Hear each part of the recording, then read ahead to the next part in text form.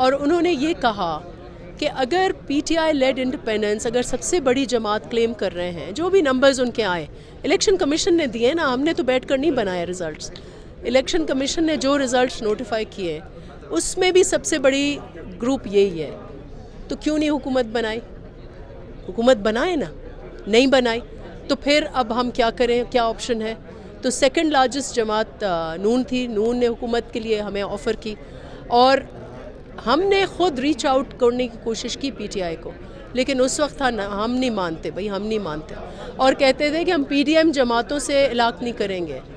تو کیا مولانا صاحب جس کے ساتھ اگر آج اپوزیشن میں وہ پی ڈی ایم نہیں تھا؟